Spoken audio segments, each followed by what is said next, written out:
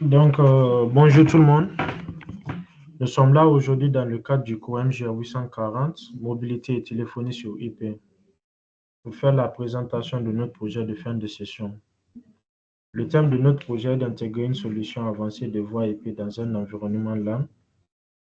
Le projet est aujourd'hui présenté par Namfa Kenda Firmin, Diallo Mariama et moi-même Nabil Mourimoussa. Donc, pour commencer, nous allons faire une petite introduction. D'ailleurs, comme on peut l'observer sur cette image, ce projet vise à explorer des solutions d'optimisation des communications voix IP dans un réseau local, afin de répondre aux défis liés à la latence, la perte de paquets et surtout à la qualité du service. Pour y parvenir, nous allons utiliser les techniques telles que la configuration de VLAN. Cela va permettre de séparer le VLAN data au VLAN voix, ce qui va permettre aussi d'améliorer la qualité et l'efficacité liées à la fois au système téléphonique et les données. De nos jours, la téléphonie voix IP s'impose comme une solution moderne et économique pour la communication vocale. Mais l'intégration de cette technologie au sein d'un réseau local soulève des défis majeurs. Ces défis sont liés à la latence élevée, la perte de paquets, les fluctuations de la qualité du service et la gestion de la charge réseau qui peuvent gravement nuire à la fluidité et à la fiabilité ici des échanges. Maintenant, la question qu'on se pose dans un premier temps, c'est comment optimiser les performances des systèmes voix IP dans un environnement LAN tout en surmontant ces contraintes. Et en deuxième lieu, quels outils et techniques tels que la compression vocale, la configuration VLAN, les protocoles de qualité de service ou les simulateurs de réseau qui vont permettre d'assurer des communications stables, une faible latence et une qualité audio optimale, tout en répondant aux besoins croissants d'appels simultanés au sein d'une organisation. En ce qui concerne le contexte et l'objectif, ce projet s'inscrit dans un contexte d'exploration et de mise en service des solutions avancées dans le seul but d'optimiser les performances de la voix IP dans un environnement LAN.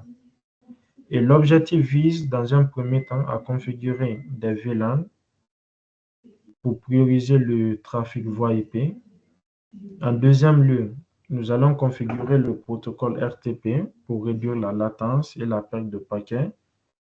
Et en troisième lieu, nous allons faire le déploiement dans un simulateur de réseau.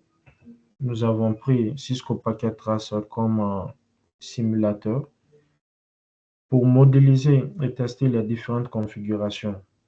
De manière plus brève, l'objectif de ce projet vise à adopter des solutions modernes qui permettront de réduire les problèmes de latence et de J, améliorer la qualité de l'audio et fournir des recommandations pratiques pour garantir des communications fiables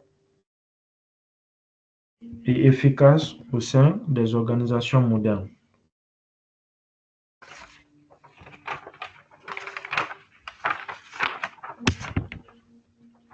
Pour ce qui concerne la méthodologie ou les procédures que nous allons suivre, dans un premier temps, on va effectuer la configuration du réseau LAN.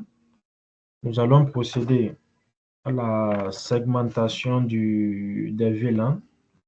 Nous allons configurer les différents protocoles qui rentrent dans le processus de la qualité des services. Enfin, nous allons effectuer une implémentation des équipements voix IP, c'est-à-dire les différentes téléphonies sur IP. Nous allons essayer de les insérer dans la topologie du réseau. Et enfin, la simulation du réseau, nous allons, à travers le simulateur Cisco Packet Tracer, on va effectuer des tests d'appel, essayer d'effectuer ici des pings, et par la suite, nous allons essayer de d'analyser, d'interpréter les différents résultats qu'on a obtenus. Toujours au niveau de la méthodologie, nous allons évaluer les différentes solutions, c'est-à-dire on va effectuer les mesures des KPI au niveau de la latence, la GIC, les paquets perdus. Nous allons effectuer l'analyse lorsque la qualité de service est appliquée et lorsque la qualité de service n'est pas appliquée dans un réseau LAN.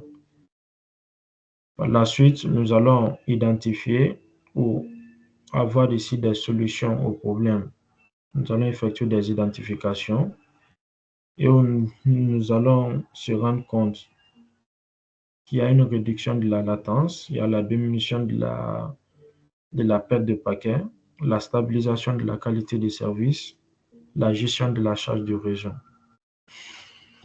En ce qui concerne l'étude des cas, voici l'architecture que nous avons implémentée dans le cadre de notre projet.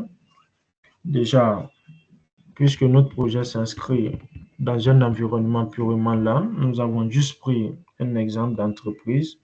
Par exemple, une entreprise qui a un département IT et un département RH. Donc, le département IT, chaque PC est directement relié en quelque sorte à un IP phone. Donc, on aura deux VLAN, le VLAN data qui a l'adresse 192.168.10.0 et le VLAN voix qui a l'adresse IP 192.168.20.0. Et la même chose au niveau du département RH. Maintenant, cette autre partie-là, parce que toute entreprise voudra en quelque sorte utiliser les sites externes.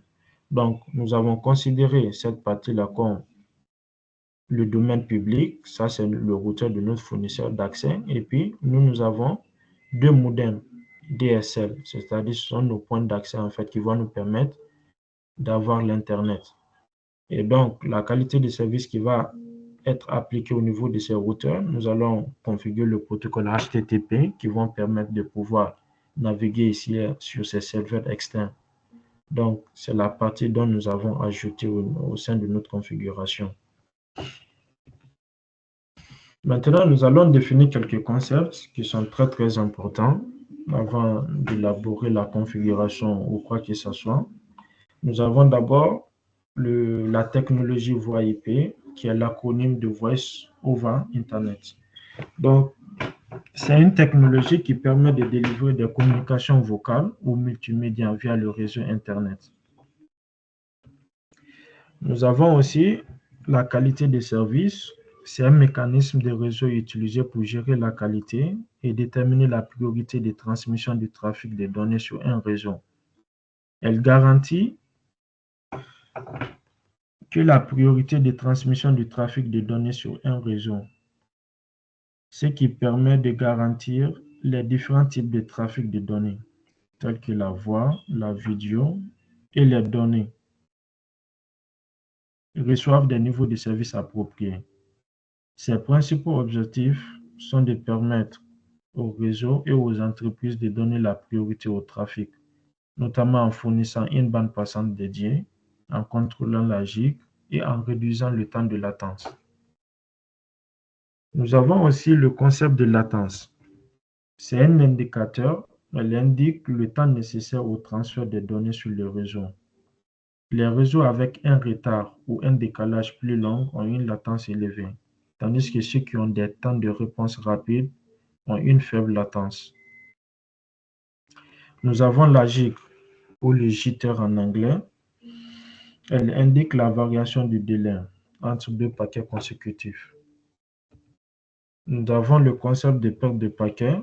Généralement, ce concept-là se produit lorsqu'un ou plusieurs paquets de données transitent par un réseau IP n'arrivent pas à destination.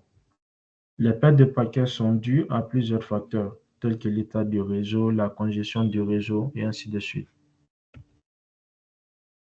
Et enfin, nous avons la segmentation VLAN.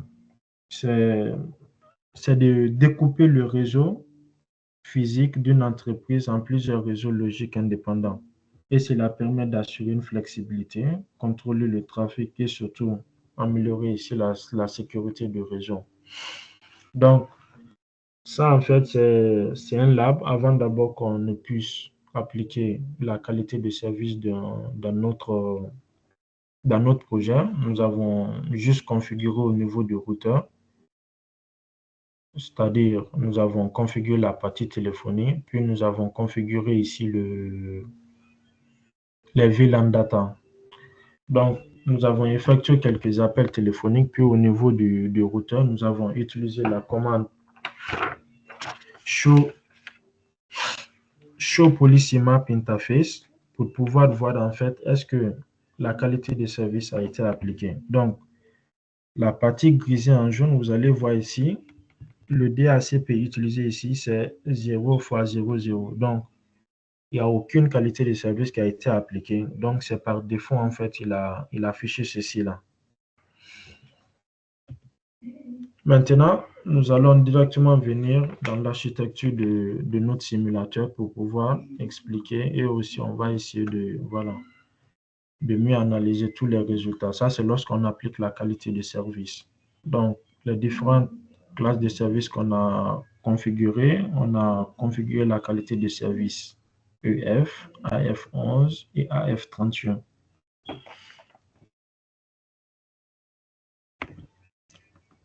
Donc, le AF11 symbolise, ça c'est pour le protocole HTTP, et le AF31, ça c'est pour le protocole ICMP. Donc, si nous venons au niveau de notre architecture, voici, déjà on va essayer de voir toutes les configurations qu'on a effectuées au niveau du routeur. Donc, je vais essayer de taper la commande enable showrun. Donc, on voit toutes les configurations qu'on a appliquées au niveau du routeur. Déjà, le routeur va se comporter comme un serveur DHCP, c'est-à-dire il va permettre de pouvoir attribuer les adresses IP de manière automatique à tous les équipements qui lui sont directement connectés. Et nous avons exclure deux adresses en fait, c'est-à-dire le 10.1, ça c'est pour le VLAN data, puisque c'est un tronc. Et lorsqu'il s'agit du tronc ou du VLAN, ce sont des adresses virtuelles et non physiques en fait. Donc, lui, la passerelle, elle va avoir le 10.1 pour la data et pour les VLAN voix, il va avoir l'adresse IP pour le 20.1. Donc, voici IPDHCP pool, puis on a donné l'adresse du sous-réseau, le default router, qui sera son adresse logique, et puis on a configuré aussi le DNS. On a fait la même chose, on a créé encore un autre DHCP pool pour la voix en fait, c'est-à-dire pour la téléphonie sur IP. Puis cette commande, ça permet de pouvoir activer ici la téléphonie sur IP au niveau de, voilà, de son interface logique. On va essayer. Oh, okay. Donc, voici les différentes classes de services qu'on a dû créer. Donc, on a dû créer la classe de service voix. Le protocole qu'il va utiliser, c'est le protocole RTP. Voici pour l'HTTP, il va utiliser le protocole HTTP et ICMP. Donc, on a créé ces trois classes de services. Ça, c'est pour la classe de service EF. Ça, c'est le EF11 et le AF31. Et puis, nous avons créé aussi une politique qu'on a nommée Project Cost Output qui va être appliquée ici aux différentes interfaces.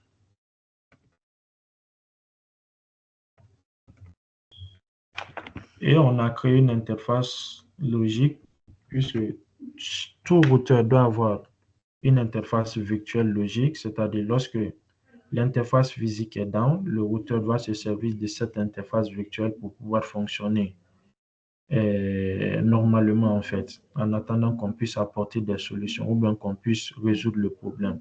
Donc on a créé une interface logique, on a donné une adresse IP 1.1 suivi du masque.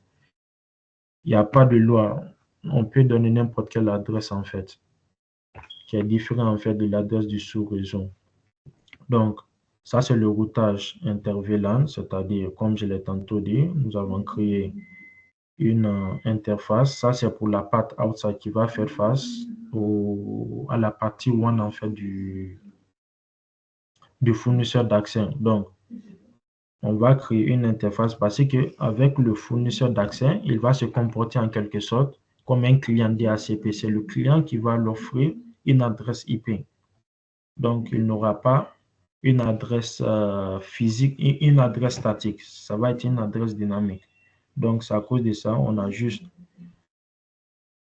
activé cette interface. Puis, on a aussi appliqué le NAT, puisque si nous voulons que ce réseau LAN puisse communiquer avec, puisse consulter ici ces différents serveurs, il faut qu'on essaie de natter ces adresses privées, puisque ces adresses locales ne sont pas reconnues ici dans le domaine public. Donc, il faut router. On a utilisé la politique de NAT pour pouvoir traduire ces adresses privées en adresses publiques. Et le processus inverse, c'est le path, c'est-à-dire le routeur il va utiliser un de ses ports pour traduire l'adresse publique là, en adresse privée. Donc, c'est ce qu'on a dû appliquer ici. Et ici, c'est le routage inter-VLAN. Puis, ça, c'est la commande qui permet de pouvoir lui dire que voilà, ce VLAN-là, cette liaison, tu dois l'utiliser comme un tronc. Et ainsi de suite. La même chose ici qu'on a configuré. Ça, c'est pour le VLAN data. Et voici la commande qui permet d'activer en fait le service téléphonique sur l'interface. Et la même adresse va être utilisée ici comme IP NAT inside puisque ce sont des adresses locales. On a utilisé cette interface pour pouvoir configurer ici le NAT inside.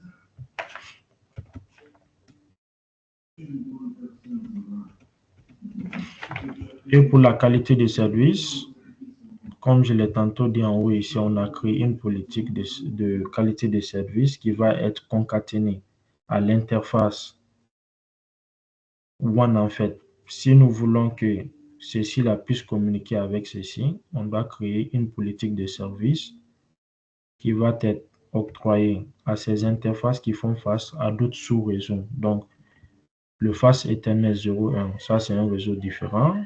Le serial qui fait face en local avec le routeur 2, RH, ça c'est aussi un autre sous-réseau. Donc, le serial 00, on a appliqué à ça et ainsi de suite.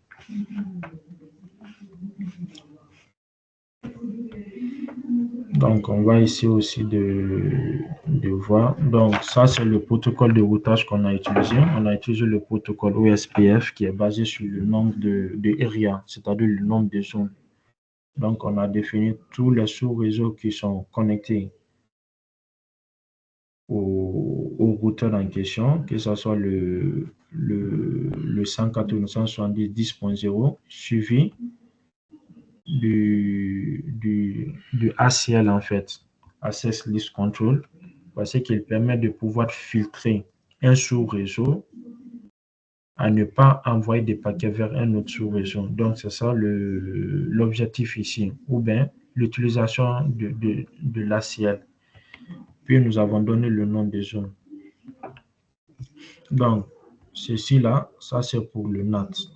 Comme je l'ai dit, on a dû créer le NAT pour pouvoir trafiquer les paquets de ce VLAN vers le réseau WAN.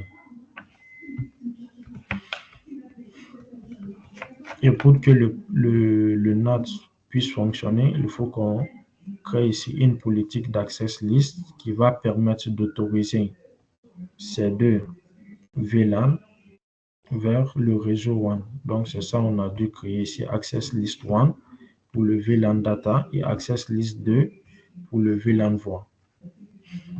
Et cette commande permet de pouvoir effectuer des appels téléphoniques vers deux réseaux différents. Donc, on a utilisé la commande GLPL Voice 30 Destination Pattern puisque tous les numéros de téléphone qu'on a configurés ici, ça commence par le chiffre 3. Donc, On a juste précisé ici le chiffre 3, c'est-à-dire le premier chiffre, et puis point, point, point, point, pour lui dire que tous les nombres qui suivent après, tu peux les autoriser à envoyer des appels vers cette destination, le 10.1.2. Ça, c'est l'interface de sortie de ce routeur.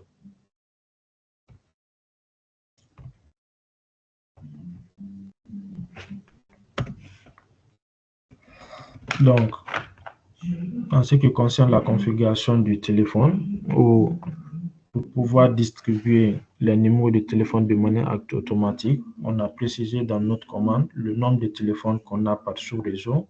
On a 6 téléphones. On a 1, 2, 3, 4, 5, 6. Et le maximum de numéros de téléphone qu'on doit donner à chaque téléphone, on a précisé aussi que c'est 6. Puis, on a montré IP source, c'est-à-dire l'adresse source, suivi du port en fait, puisqu'il doit communiquer avec un port. Donc, on l'a dit d'assigner ces numéros de téléphone de manière automatique. Au lieu de passer un à un sur chaque téléphone, configurer le numéro de téléphone, il peut directement les assigner de manière automatique. Donc, le téléphone numéro 1 aura le numéro 1000, le téléphone numéro 2 aura 1002 jusqu'au sixième téléphone.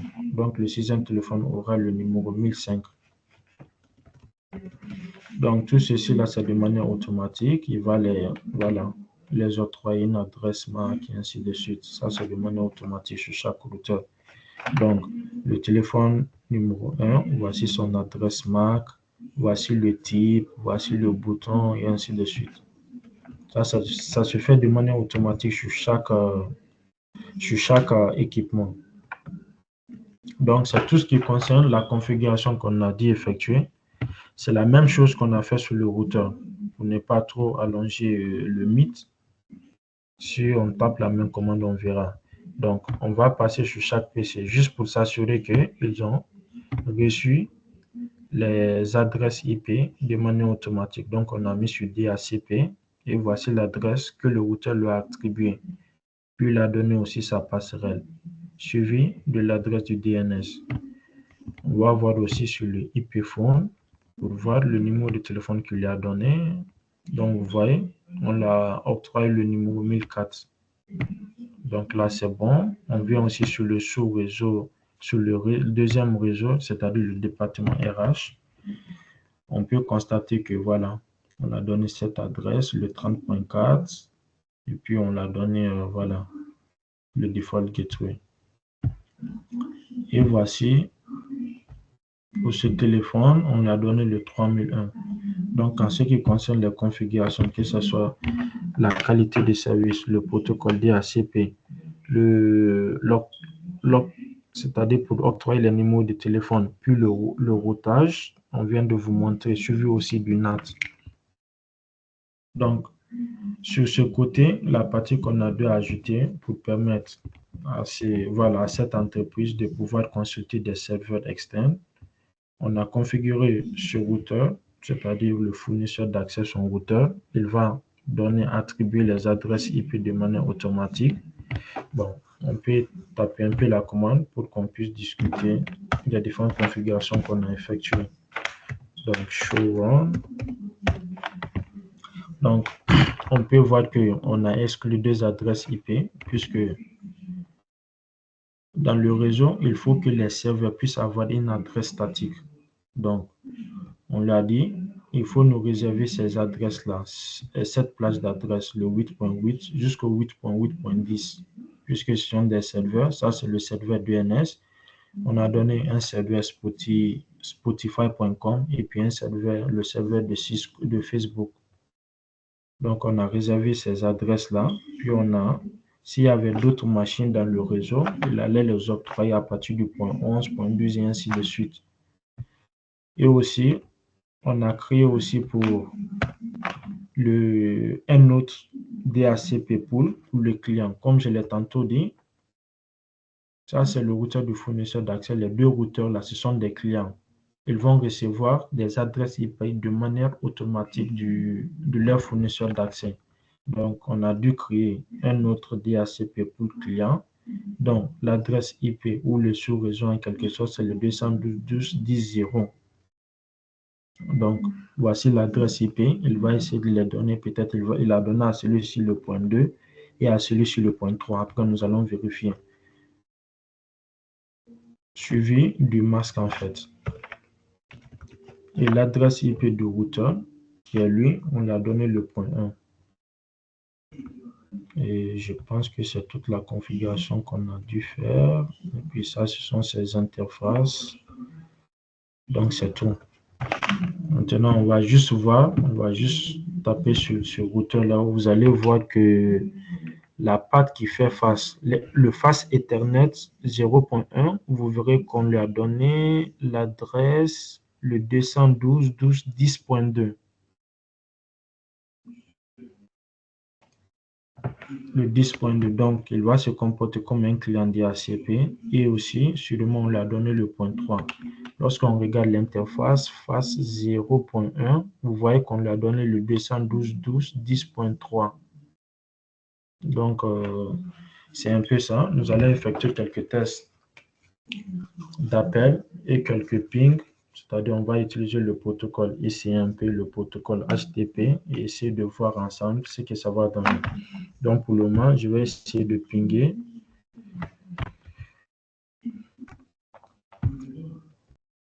On va envoyer un ping, le 192.168.40. Ce PC-là, je vais voir il a quelle adresse. Il a le point 4, le 30.4. Donc, le 30, le point 4. On va lancer le ping. Là, on attend jusqu'à ce que ça aboutisse. Et puis, vous voyez, le ping passe. On voit que le nombre de paquets qui a été envoyé, c'est 4. Il a reçu 3. Et puis, il y a eu un paquet qui est perdu, donc 25% de perte. Et on voit en fait la latence qui est de 11 millisecondes.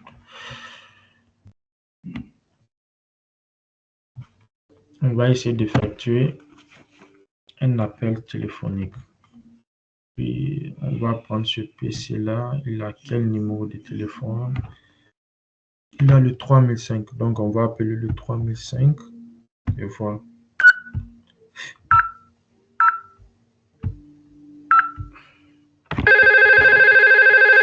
Donc, vous voyez le front, le tout et le front. Donc, ça aboutit. Si on vient au niveau on va venir au niveau du routeur pour voir en quelque sorte le nombre de paquets qui a été marqué en fait. Donc, enable.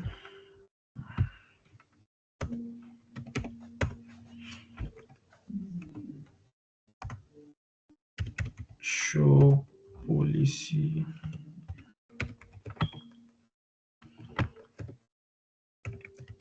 Map.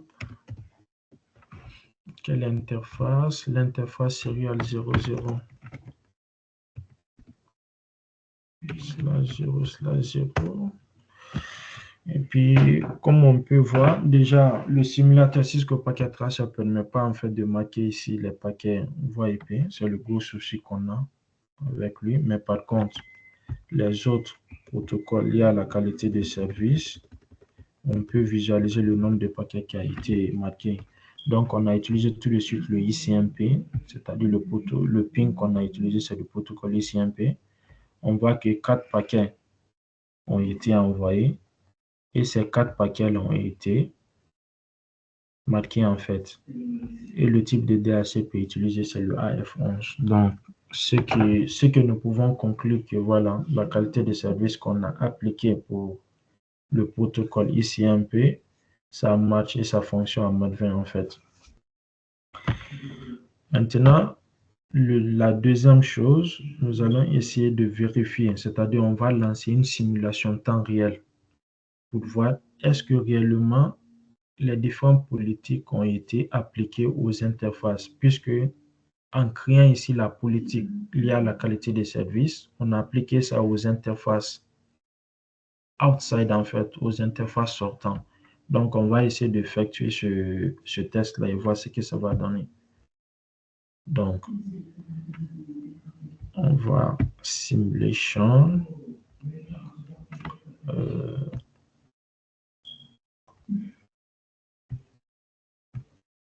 On va faire un ping. 5, bon, c'est bon.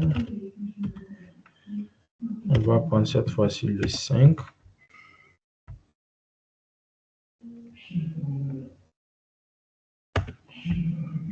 Ah, c'est bon. Et puis, nous allons utiliser aussi un test vers le browser, par exemple. Toujours dans l'âme, pour le moment, on ne va pas utiliser le côté externe. On va juste faire un ping. Ça prend un peu de temps. C'est comme si ça bug.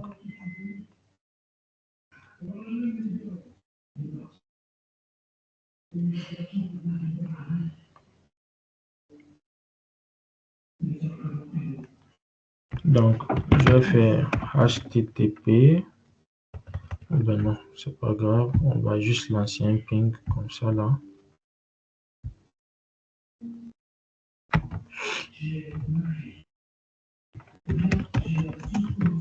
Cent 192.168.30.3 et puis on lance la simulation.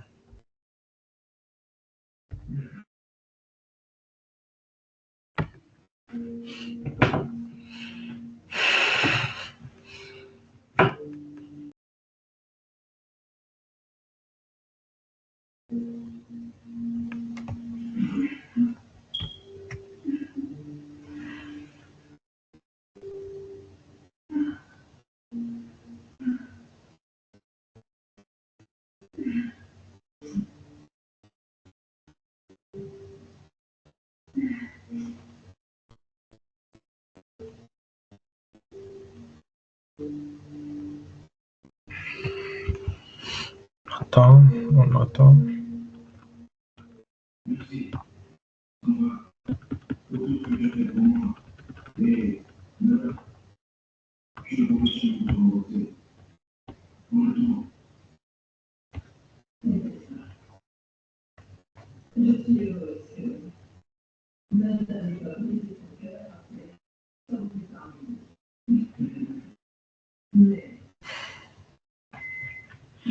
On attend vérifier.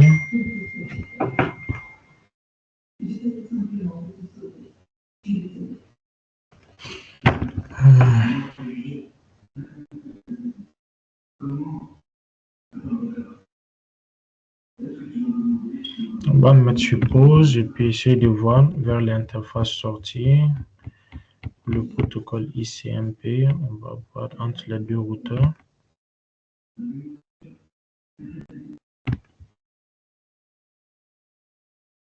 Donc, vous pouvez voir en fait le protocole, c'est-à-dire la qualité de service, le DSCP. On a le 0 OA qui correspond au protocole ICMP en quelque sorte. Donc, on voit que voilà, la politique de service a été appliquée aux interfaces de sortie. Maintenant, on va essayer de, voilà, d'essayer de consulter ces serveurs externes. Toujours, ça rentre dans le cadre en fait de, voilà, de la qualité de service. Donc, je vais utiliser ce PC par exemple. Et puis, je vais consulter le protocole HTTP.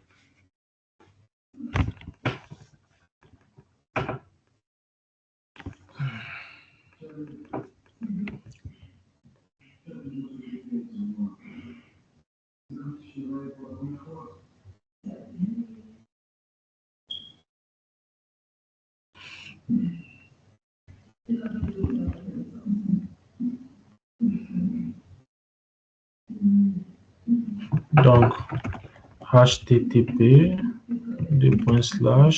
facebook.com par exemple. Facebook.com facebook.com.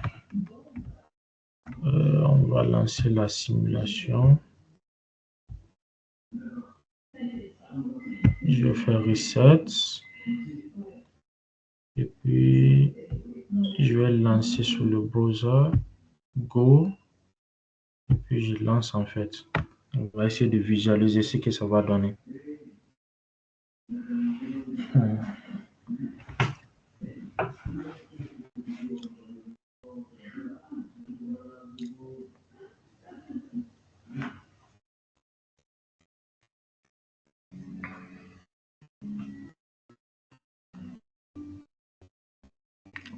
On attend jusqu'à ce que le protocole HTTP soit affiché ici.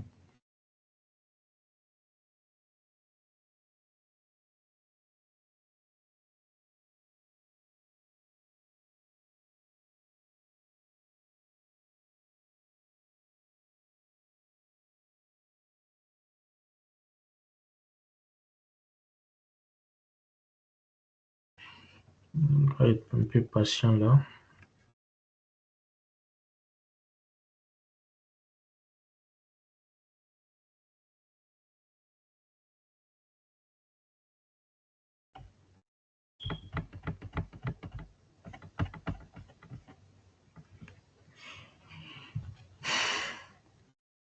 Puisque c'est un long circuit, il faut que d'abord il consulte le serveur DNS pour lui donner l'équivalence de facebook.com, c'est-à-dire il va traduire le nom de domaine en adresse IP. Donc, c'est un circuit, un aller-retour, puis il va faire aussi un aller.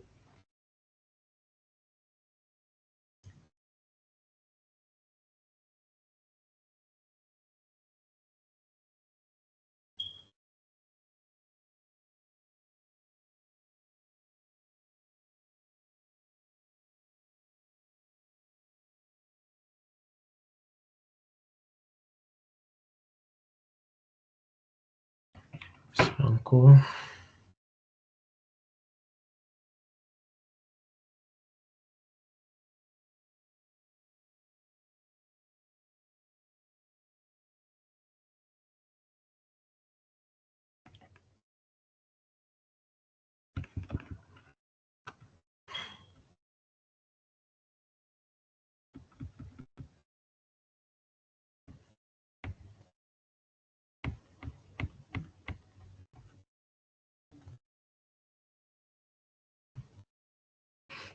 Jusqu'à présent, c'est en cours.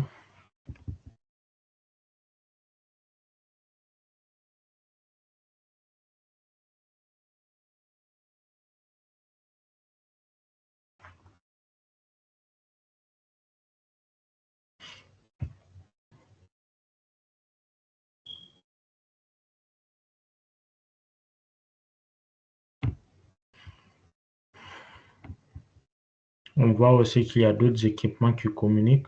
Dans un réseau, c'est tout à fait normal parce que il faut toujours qu'il essaie de montrer des signes de vie, raison pour laquelle on peut constater que les IP phones essaient d'envoyer ici des paquets au routeur ou le routeur essaie d'envoyer ici alors des signes pour montrer est-ce qu'ils sont up ou down.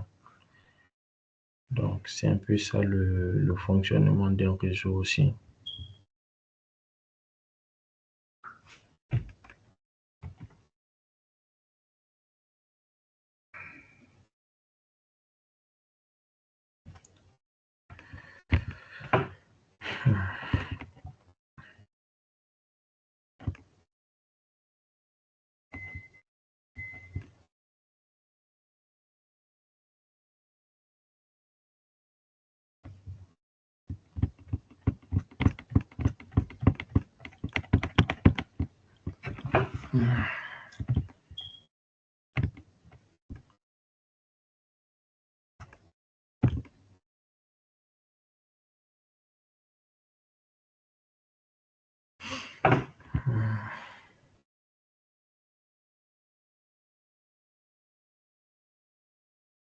Donc, il fait Address Resolution Protocol pour nous donner l'équivalence en fait de Spotify.com, Facebook du moins.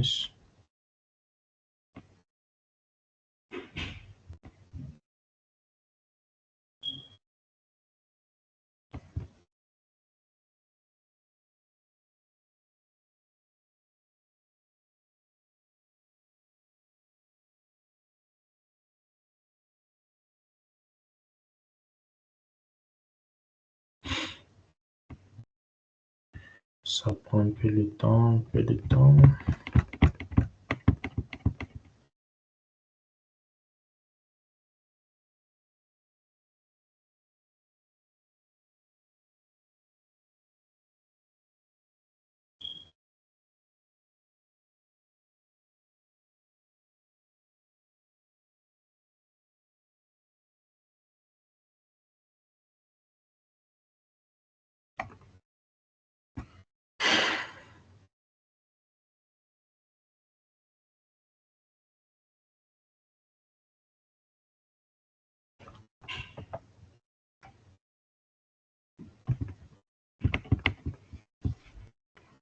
En attendant, nous allons juste vérifier au niveau du routeur, est-ce il a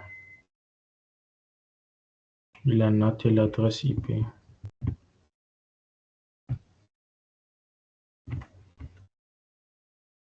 Donc, on va taper la commande show IP NAT translation.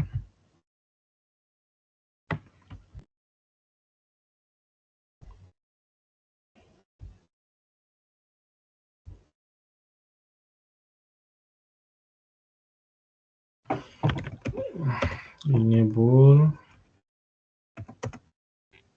show IP NAT translations.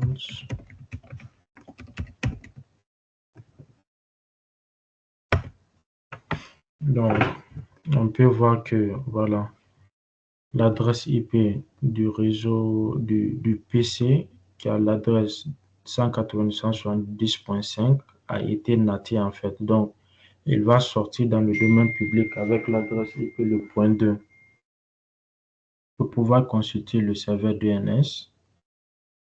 Donc, c'est un peu ça. Donc, ça prend un peu de temps. Sûrement, en fait, c'est dû à l'état de notre réseau.